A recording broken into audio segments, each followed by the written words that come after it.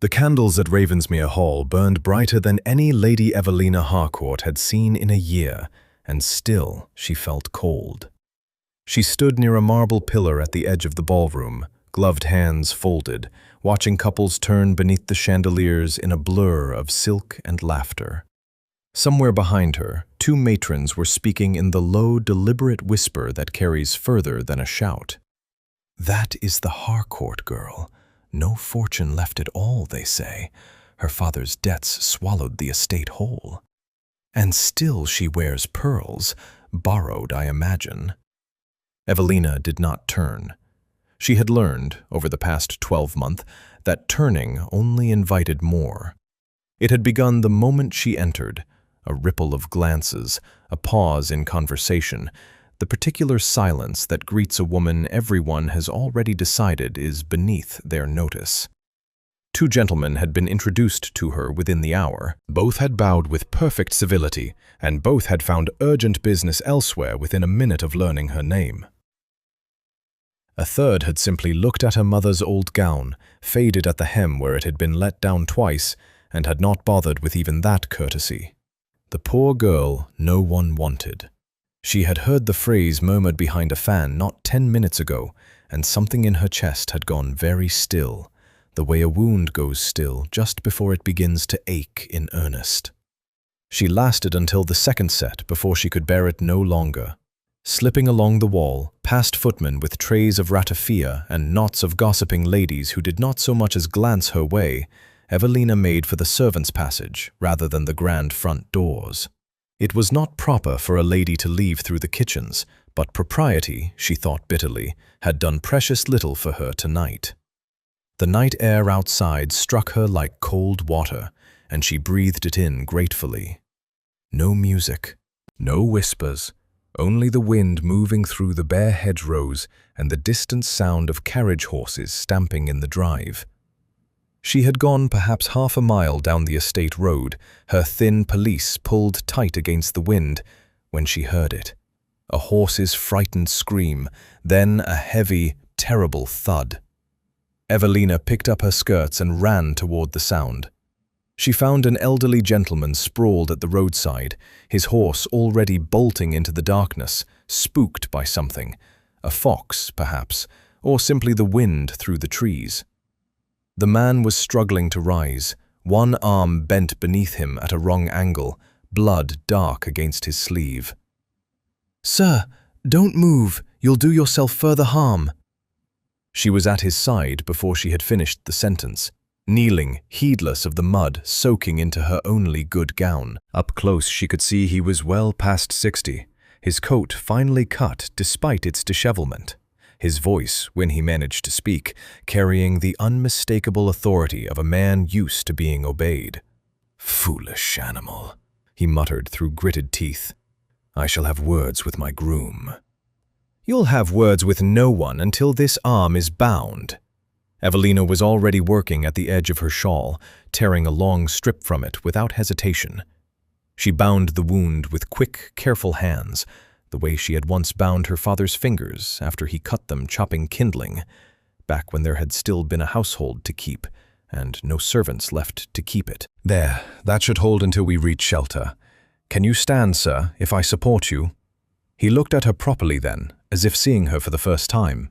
Not her worn hem, not her borrowed pearls, but her face, flushed with cold and effort, entirely without artifice.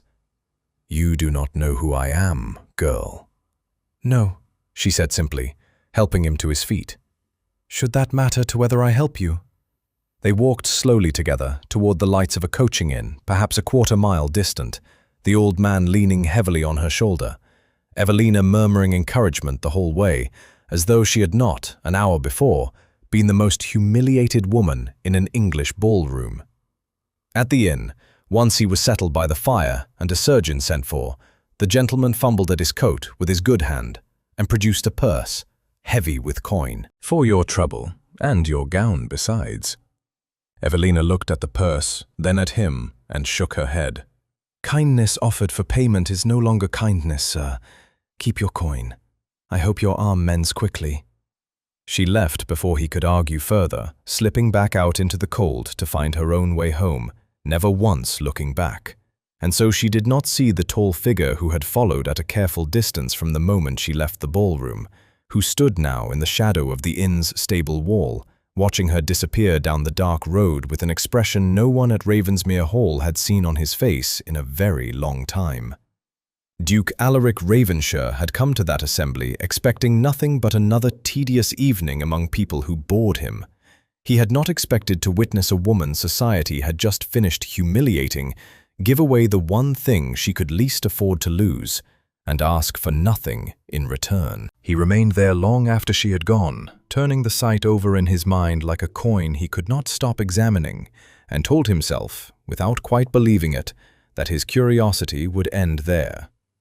It did not. Bracken Hollow, Market Day, 3 days later. The retired magistrate, once his arm was properly set and his temper somewhat recovered, proved a talkative patient. Alaric had sent his own physician to attend the old man privately, under the pretext of a duke's general concern for a fellow gentleman injured near his lands, and had sat with him twice since the accident, listening far more than he spoke. His name was Mr. Josiah Fenwick, and he had sat on the bench for over 30 years before retiring to a modest cottage near Linden Cross. His word, Alaric learned, still carried weight enough to sway a courtroom, and his memory for legal detail remained sharper than most men half his age. "The girl who helped me," Fenwick said on the second visit, working his bound arm gingerly, "asked my name twice, and I never gave it. Strange thing. Most young ladies angling for a husband would have had my whole history out of me before the surgeon arrived." "Perhaps she wasn't angling for anything," Alaric said. Fenwick gave him a look that suggested he'd noticed more than his duke intended to reveal. Perhaps not.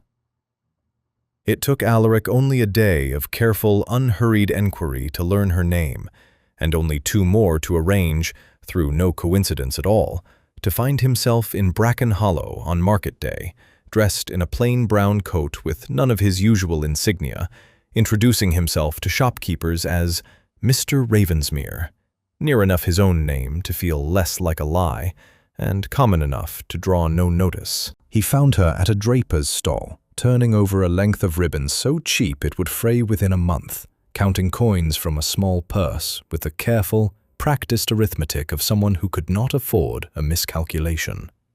"That shade suits fair hair better than dark," he said, coming to stand beside her, "though I confess I know little of ribbon."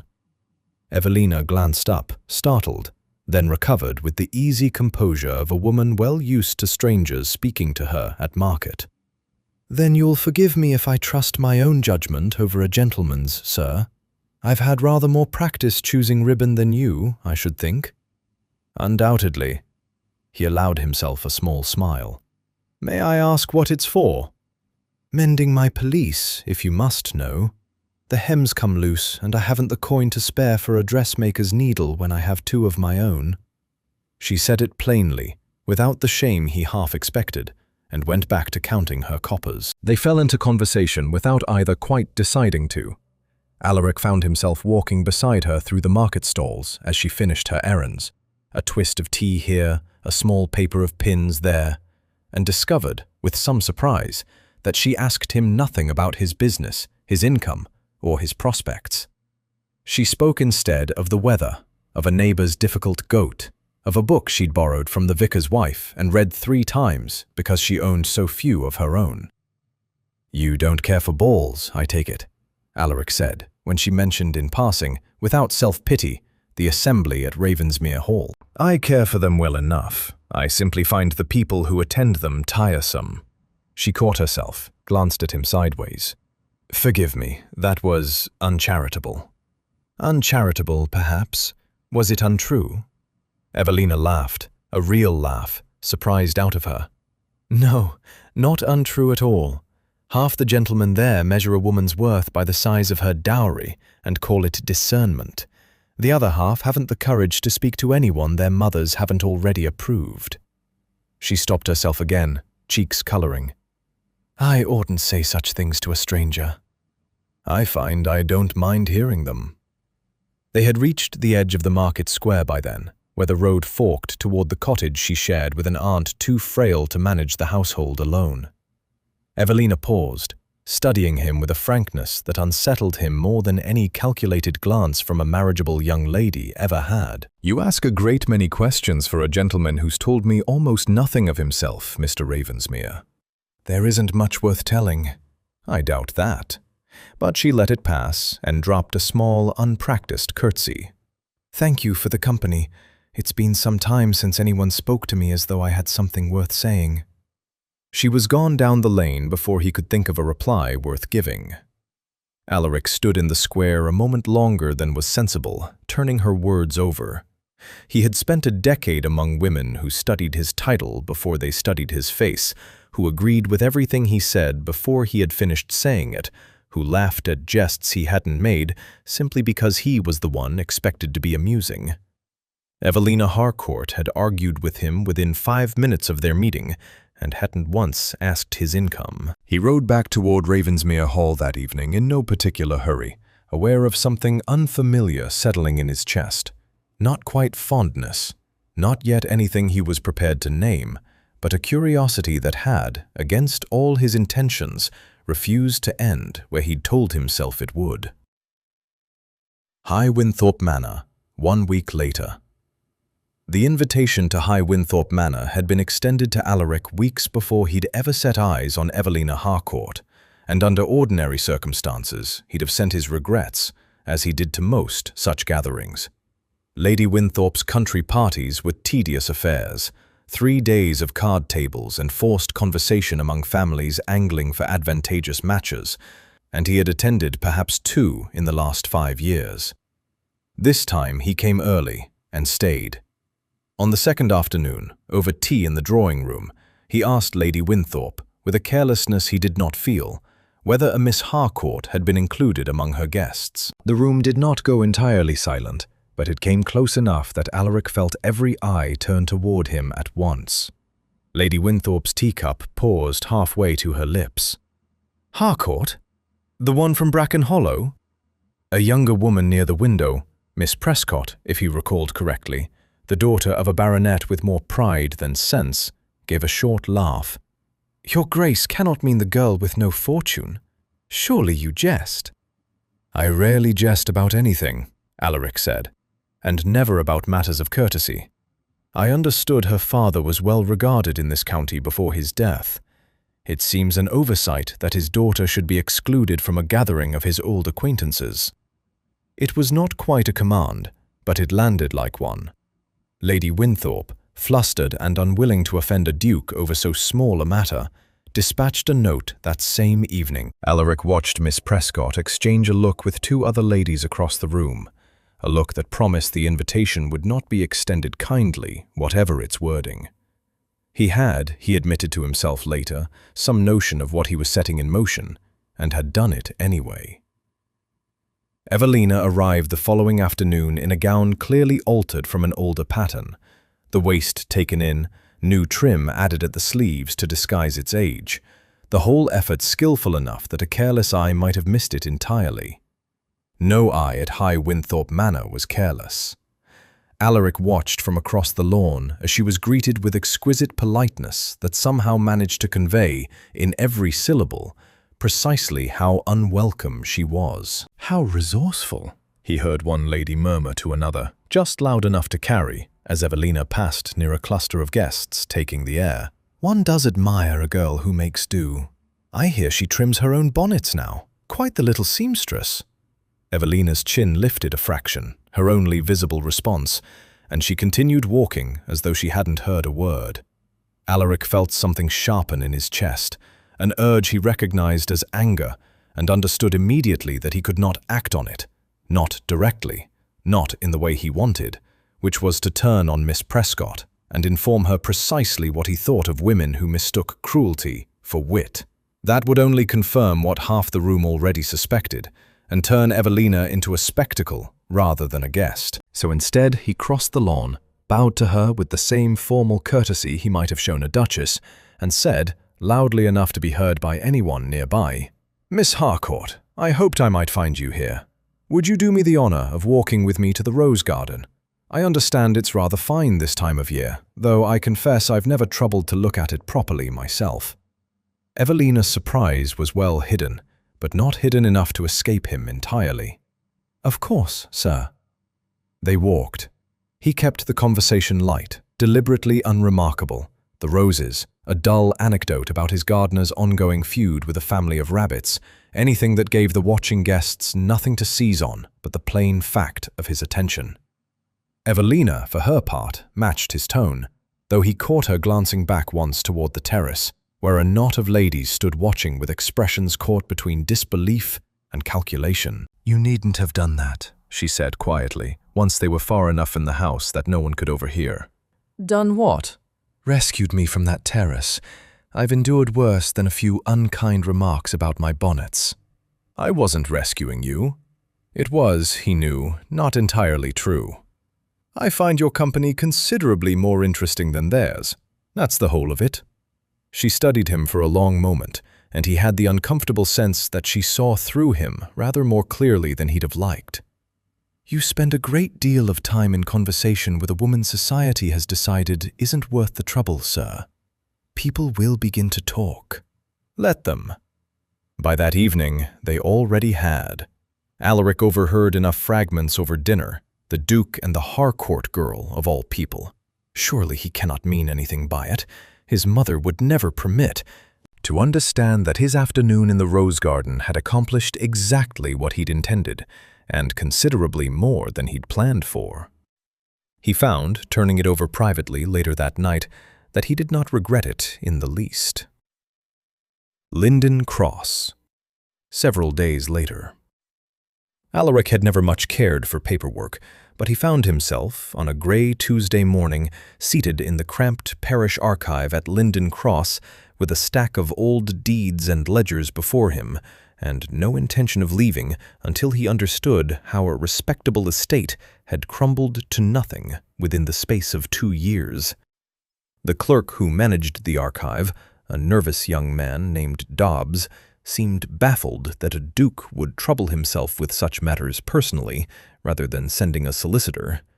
Alaric offered no explanation beyond a generous sum for the man's discretion and his time, and Dobbs, wisely, asked no further questions. The Harcourt estate had been modest but sound under Evelina's father, Sir Thomas Harcourt, a country gentleman of good name, if unremarkable fortune, who had died of a fever 2 years past, leaving his affairs, as many men did, in the hands of a trusted relation while his daughter and wife grieved.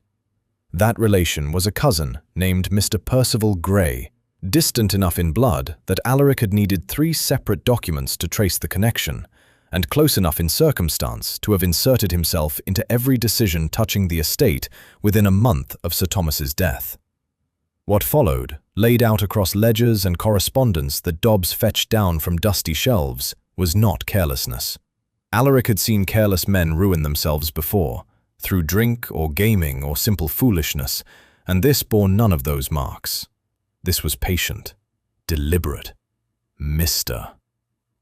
Grey had arranged loans against the estate that Sir Thomas had never sanctioned, using a power of attorney whose signature, on close comparison with earlier documents, sat a fraction too neatly on the page, practiced rather than natural.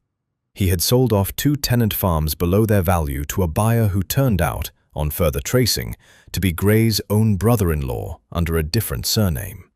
He had, within 18 months, transformed a sound, if unspectacular property, into a debt so crushing that Evelina and her mother had been left with nothing but a small cottage and an aunt's charity. Alaric sat back from the table as the shape of it settled over him, cold and precise. Evelina had not been ruined by her father's foolishness, as the gossip in every drawing room he'd sat in seemed to assume. She had been robbed, quietly and thoroughly, by a man who had likely smiled at her across a dinner table while doing it. He rode to Fenwick's cottage that same afternoon, the documents he'd copied still fresh in his coat pocket. The old magistrate received him in his small study, his arm still bound, but his mind, as ever, entirely undulled by the injury. He listened to Alaric's account without interrupting, his expression darkening with each detail, until at last he set down his teacup with a firmness that rattled the saucer. "I sat on the bench 30 years, Your Grace, and I have seen this trick played a dozen times in a dozen forms. A trusted relative, a signature no one thinks to question until it's far too late. Tenants sold off before anyone thinks to compare the price against the land's true worth." He shook his head. I ought to have suspected something of the sort the moment I heard the family's name. Harcourt was a sound man. Sound men do not lose everything through bad luck alone. "Can it be proven?" "It can be proven, given time and the right witnesses, and I have both." Fenwick's eyes had taken on a sharpness Alaric hadn't seen in him before. The look of a man returning, in spirit at least, to a courtroom he'd left behind. "I kept certain records from my years on the bench, Your Grace. Correspondence, testimonies, matters I thought closed. I believe I have letters in my possession bearing Sir Thomas's genuine signature, taken years before his death, that would show this power of attorney for the forgery it almost certainly is." He rose, moving stiffly to a locked cabinet in the corner of the study, and returned with a small bundle of papers tied in faded ribbon. "I do this for her, understand," Fenwick said, setting the bundle before Alaric. "Not for you. She bound my arm on a dark road and asked nothing for it, not even my name. I've little enough left to offer this world, Your Grace, but I can offer her this." Alaric looked down at the documents, proof, if Fenwick's instincts held true, that would unravel 2 years of careful theft, and felt something settle in him that was not quite triumph. It was closer to purpose. "She must not know of this yet," he said. "Not until we have enough to bring before the courts with certainty. If Grey learns we're looking into his affairs before we're ready, he'll destroy whatever remains and disappear with what he's taken." Fenwick nodded slowly. "Then we proceed quietly." "Quietly," Alaric agreed, though even as he said it, he understood that quiet was becoming an increasingly difficult thing to manage where Evelina Harcourt was concerned. Every step he took toward uncovering the truth of her ruin seemed to pull him further from the careful distance he'd meant to keep, and he was no longer entirely certain he wanted to keep it. Cressingham House, 2 weeks later. The charity musicale at Cressingham House was, by most accounts, a dull enough affair. A soprano of middling talent, a string quartet that had clearly rehearsed too little, and a great many guests more interested in being seen to support the parish orphanage than in the music itself. Alaric had never in his life attended such an evening by choice. He had attended 4 in as many weeks. His valet, Hollis, a man who had dressed him for every occasion of consequence for nearly 9 years and had long since stopped commenting on his employer's habits, allowed himself one dry remark as he adjusted Alaric's cravat that evening. "Your Grace has developed a sudden fondness for charitable music," Hollis said, not quite meeting his eyes in the glass. "I don't recall you attending above one such evening in the whole of last season." "The orphanage is a worthy cause." "Undoubtedly, Your Grace." Hollis smoothed a fold of linen with more attention than it required. "And I imagine it is entirely a coincidence that Miss Harcourt's aunt is known to attend nearly every musical evening within a day's travel of Bracken Hollow on account of her fondness for the pianoforte." Alaric said nothing, which Hollis correctly took for confirmation, and finished his work in tactful silence. The truth was that Alaric had begun, without quite deciding to, arranging the shape of his weeks around wherever Evelina was likely to be.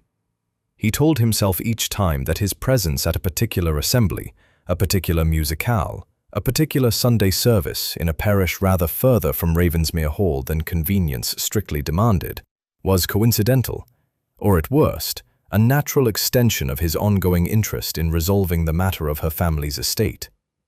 He was no longer certain he believed himself. That evening, he found her seated near the back of the drawing room, her aunt dozing gently beside her through the soprano's second aria, and took the empty chair at her other side before he had entirely decided to. "You've developed a habit of appearing wherever I happen to be, sir," Evelina murmured, not looking at him, though he caught the faint curve at the corner of her mouth. Northumberland is not so large a county as all that. Our paths were bound to cross eventually. 4 times in as many weeks strains the bounds of coincidence rather severely. Does it trouble you?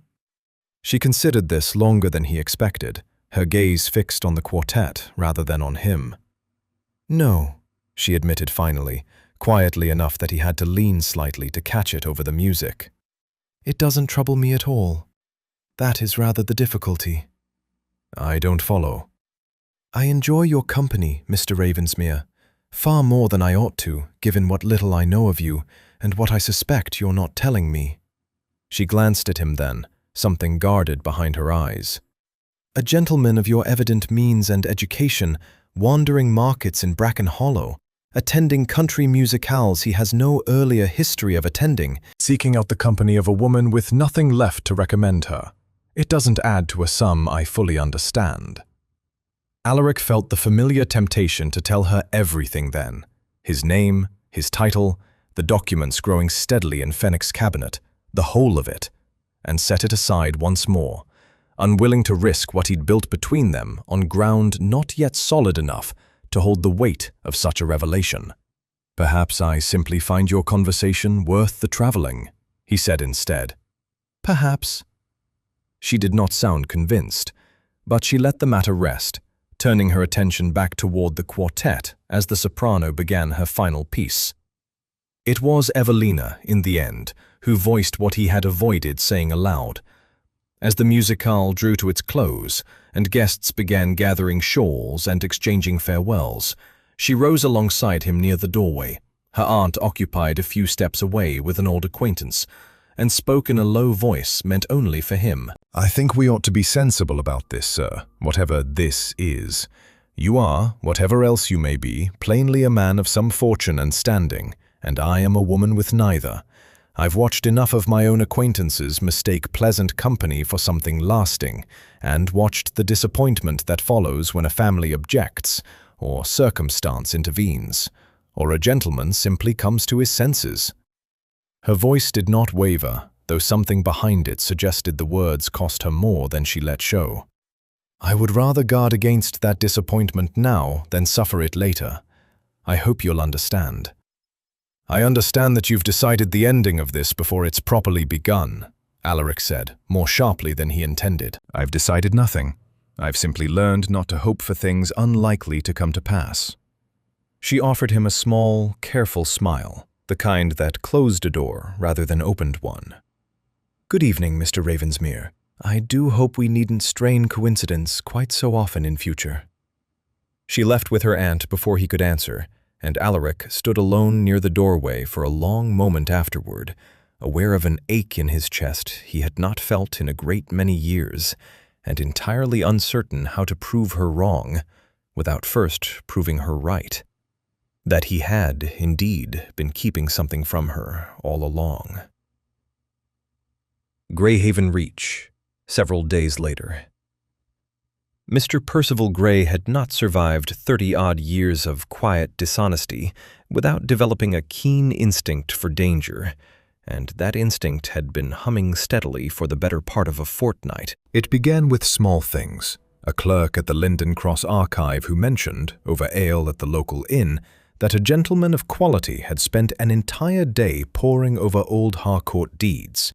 A tenant farmer, one of the two whose land Grey had sold off cheaply to his own brother-in-law, who let slip that a stranger had come asking careful questions about the sale price. Then, most alarming of all, word reached him through a cousin in Fenwick's parish that the retired magistrate had been seen deep in conversation with the Duke of Ravenshire on more than one occasion, and that documents had passed between them. Grey understood, with the particular clarity of a guilty man, precisely what that meant. He had built his comfortable new life on the assumption that no one would trouble themselves over the ruin of an unremarkable country family, with no powerful friends to champion their cause. A duke's involvement changed that arithmetic entirely, and changed it in a direction that threatened everything he had spent 2 years arranging. He could not undo the forged power of attorney, nor return land he'd already sold and spent the proceeds of. What he could do, he decided, working through the problem with the same cold patience he'd applied to stripping the Harcourt estate in the first place, was ensure that whatever accusations eventually surfaced would be drowned beneath accusations of his own. The letters took him the better part of a week to compose properly. He had, from his years of managing the family's correspondence, more than enough samples of Evelina's hand to study and imitate, and he was, if nothing else, a careful forger. He wrote 3 letters, purportedly from Evelina, to 2 different gentlemen of fortune in neighboring counties, each couched in language calculated to suggest a young woman of limited means angling deliberately for a wealthy match, discussing frankly and coldly the financial particulars of what each man might offer her, and dismissing one suitor in terms that made him sound a fool for believing her affection genuine. He arranged for the letters to be discovered rather than delivered, left carelessly, it would appear, at an inn where gossip traveled fastest, where a chambermaid with a talkative disposition and a taste for coin found them and, exactly as Gray intended, could not resist sharing their contents with half the servants' quarters in the district before the week was out. By the following Sunday, the story had reached every drawing room within a day's ride of Bracken Hollow, embellished with each retelling until Evelina Harcourt had become, in the county's collective imagination, a calculating fortune hunter who had used her father's ruin as a means of preying on wealthy men's sympathies, the Duke of Ravenshire himself apparently not excluded from her schemes. Alaric heard the whole of it from Hollis, who brought him the news with visible discomfort over breakfast, along with a copy of one letter that had already found its way, absurdly, into a society column. "It's a forgery," Alaric said, after the barest glance at the handwriting. "Your Grace seems remarkably certain." "I've seen her hand." He had, in fact, seen very little of it. A note or 2 exchanged regarding the timing of a walk, nothing more, but it was enough. The loops of certain letters sat wrong, too rounded, too deliberate, the work of someone imitating a style, rather than writing naturally within it. "Fetch Fenwick, today, if his health permits the ride." Fenwick arrived within hours, his bound arm finally free of its sling, and confirmed within minutes what Alaric already suspected. Laid alongside genuine correspondence he'd preserved from Sir Thomas Harcourt's estate years, including 2 notes penned by Evelina herself as a girl assisting her father with parish charity accounts, the forgery revealed itself plainly enough to any careful eye. The pressure of the pen inconsistent, certain letters formed with the studied evenness of someone copying rather than writing, the seal itself a shade too fresh in its wax compared to genuine correspondence of similar age. "Amateur work, in truth," Fenwick said, setting the letters side by side on Alaric's desk. "Convincing enough to fool a chambermaid and a gossiping drawing-room, not convincing enough to fool anyone who troubles to look closely, or who knows precisely what to look for." "Gray," Alaric said. It was not a question. "Gray," Fenwick agreed grimly. "A man cornered will lash out before he'll surrender quietly, Your Grace. He knows we're close. This is his attempt to bury the truth beneath a scandal large enough that no one thinks to look past it." Alaric felt the old, familiar temptation rise in him again, to ride directly to Bracken Hollow, to confront Gray publicly, to defend Evelina's name before every drawing room that had already condemned her without a hearing. He set it aside once more, with considerably more difficulty than before. "We say nothing yet," he said instead, though the words cost him. "If we accuse him now, with proof still incomplete, he'll destroy whatever remains and vanish before the courts can touch him. We gather what we need, quietly, and we gather it quickly, before this scandal does more harm than even Gray intends." Fenwick nodded slowly, though his expression carried a warning Alaric did not need voiced aloud. Every day they waited was another day Evelina Harcourt's name suffered in rooms she would never even hear whispering it. And another day Alaric was forced to watch it happen without being able to tell her why he hadn't yet come to her defense. County Assizes at Fenwick, 1 month later. The Assize Hall at Fenwick had rarely seen a case draw so full a gallery. Word had spread through the county in the weeks since Evelina's name had been dragged through gossip columns and drawing-room whispers alike. and half of Northumberland's landed families seemed to have found some excuse to be present, whether from genuine concern for justice or simple appetite for spectacle. Evelina sat in the front row beside her aunt, her hands folded tightly in her lap, her face composed in the manner of someone who has decided, whatever happens, not to give the watching crowd the satisfaction of visible distress. She had been summoned as a witness herself, though Fenwick had assured her, in the careful letter that arranged her attendance, that the proceedings concerned matters of her late father's estate, rather than the scandalous letters still circulating in whispers behind fans and over teacups. She had no notion, sitting there, of how much had been arranged on her behalf, nor by whom. Mr. Percival Grey sat some rows distant, flanked by a solicitor whose confidence had visibly thinned in the days since he'd been formally summoned to answer questions regarding the Harcourt estate's transfer of ownership. Grey himself maintained an outward composure, though Evelina noted, without quite understanding why it mattered, that his gloved hands would not stay still. The proceedings opened with dry recitations of dates and deeds, tedious enough that a portion of the gallery began to lose interest within the first half hour. That changed the moment Mr. Josiah Fenwick was called to give testimony. He rose slowly, his once injured arm now fully healed, and made his way to the witness box with the unhurried authority of a man who had spent 30 years commanding courtrooms rather than standing in them. Evelina watched him with faint recognition and no small confusion, uncertain why the elderly gentleman she'd once bandaged on a dark road should have any bearing on her father's affairs. "I have reviewed the power of attorney by which Mr. Grey conducted the sale of 2 Harcourt tenant farms," Fenwick told the presiding magistrate, his voice carrying easily through the hushed hall, "and compared the signature against several genuine examples of Sir Thomas Harcourt's hand, preserved among parish records from his years of charitable work. I am satisfied and prepared to swear before this court that the signature is a forgery." A murmur moved through the gallery. Grey's solicitor rose to object, was overruled, and sat again with considerably less confidence than before. What followed unfolded with the steady, relentless logic of a case built carefully over weeks rather than assembled in haste. Fenwick produced correspondence showing the true value of the sold tenant farms against the price Grey had accepted, a difference too large to explain as misfortune. A land agent, summoned as an independent witness, confirmed that the buyer of both farms shared a family connection to Grey that had gone undisclosed at the time of sale.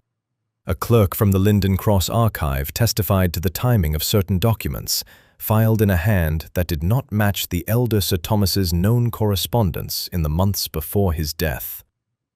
Evelina sat through all of it with a growing, disorienting sense of the ground shifting beneath her.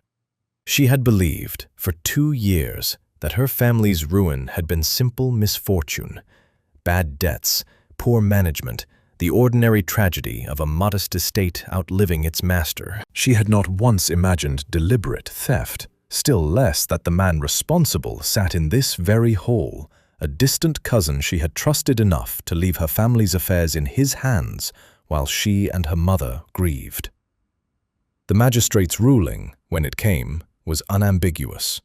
The power of attorney was declared fraudulent, the sale of both tenant farms void, and Mr. Percival Grey ordered to answer further before the courts on charges of forgery and theft, his remaining assets frozen pending full restitution to the Harcourt estate. He was led from the hall by 2 constables, his solicitor trailing behind him, with the resigned expression of a man already calculating how little he could be blamed for the outcome. It was only as the gallery began to empty, buzzing with fresh gossip of an entirely different character than before, that Evelina finally understood the shape of what had happened around her. Fenwick found her near the doors and pressed her hand warmly between both of his. "You bandaged an old fool's arm on a dark road, my dear, and asked nothing for it. I have simply returned the favor in the only currency I had left worth offering." He smiled at her evident bewilderment.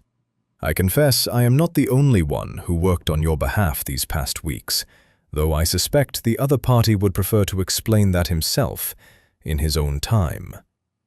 "Who," she began, but Fenwick had already turned away, claimed by well-wishers eager to congratulate him on so thorough a case, and the question went unanswered. Evelina walked out into the afternoon light with her father's name restored, her family's honor no longer a matter of whispered pity, and a growing, uneasy certainty that Mr. Ravensmere's frequent, coincidental appearances over the past weeks had been rather less coincidental than she had allowed herself to believe. Elderwick House, London. Season, several weeks later. The invitation arrived at the small cottage in Bracken Hollow with a promptness that struck Evelina as faintly absurd. 3 months earlier, no hostess in the county would have troubled to send her name a second glance. Now, following the assize ruling and the restoration of her father's good name, cards arrived nearly every week from families who had not spoken to her in over a year. The invitation to Elderwick House was the grandest of them all, one of the most sought-after assemblies of the season, hosted by a countess whose approval could make or unmake a young lady's standing in a single evening. Evelina's aunt had wept with relief reading it, certain their long exile from society had finally ended. Evelina felt something closer to weariness. "They didn't want me a month ago," she said, turning the card over in her hands. "Now that Papa's name is cleared and there's no more scandal to whisper about, I'm suddenly worth an invitation." "People change their minds, my dear. People change their calculations, Aunt. That isn't the same thing at all."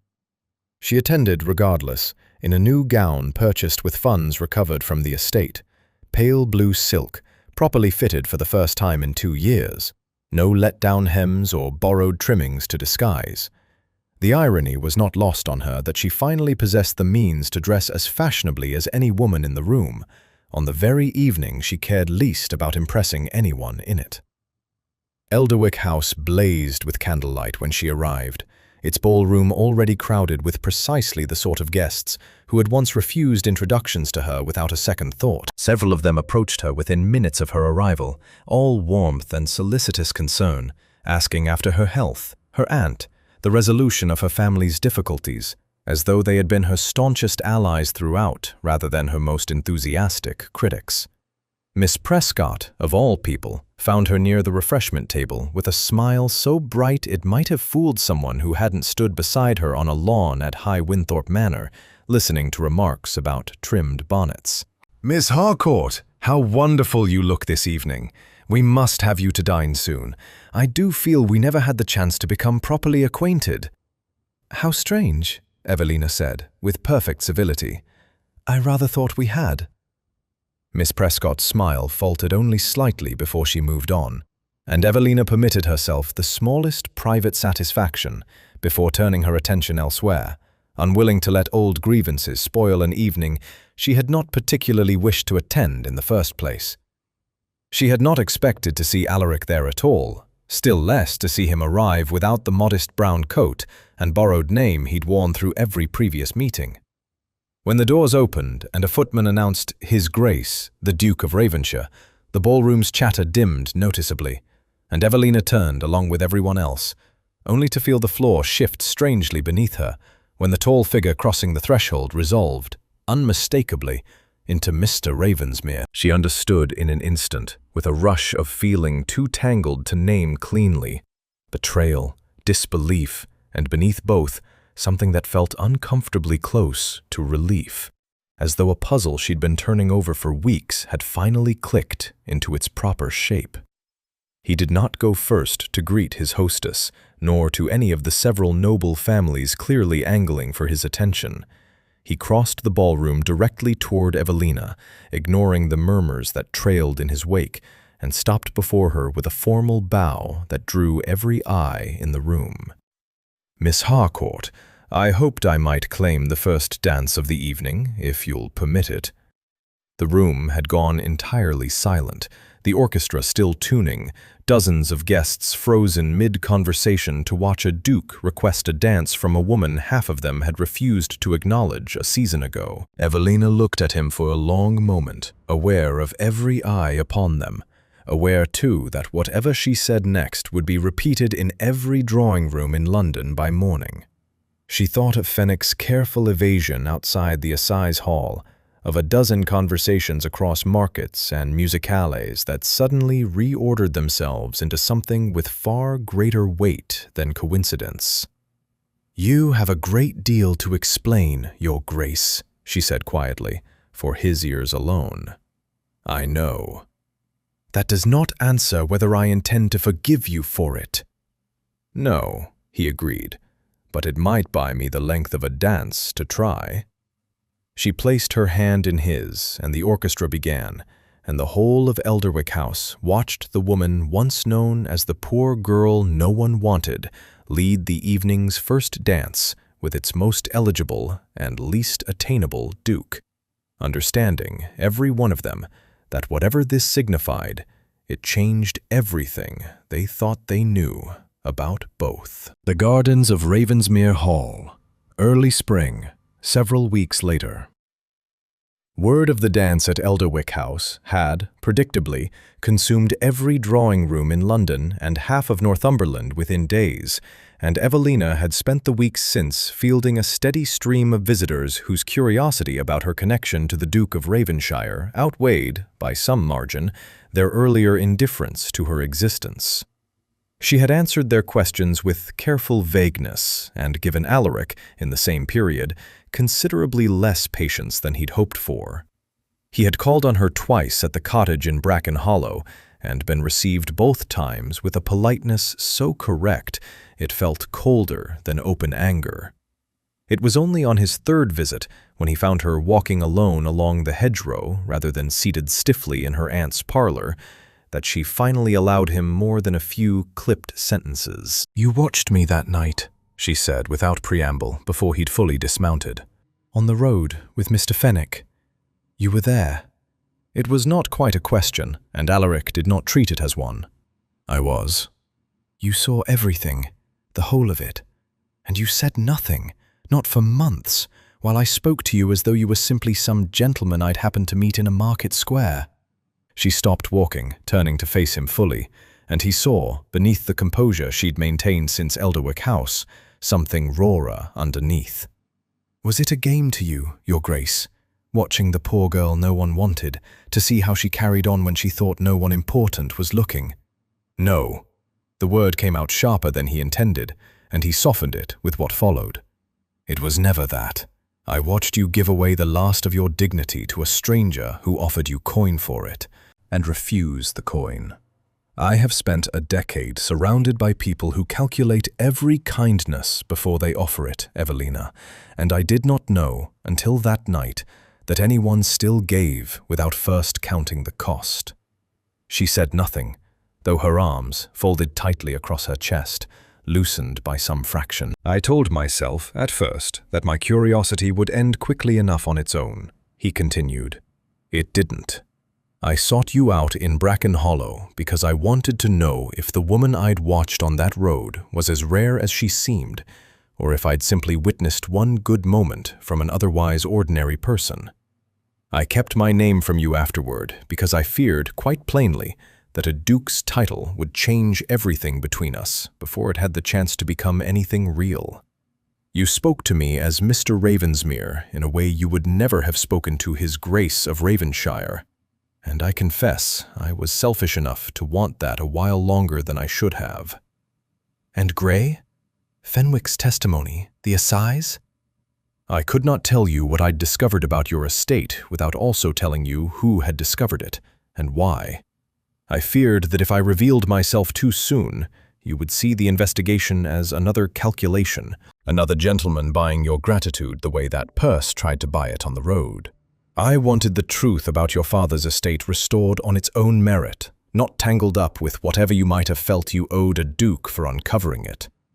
Evelina studied him for a long moment, the wind moving the bare hedgerow between them, and something in her expression finally began to ease.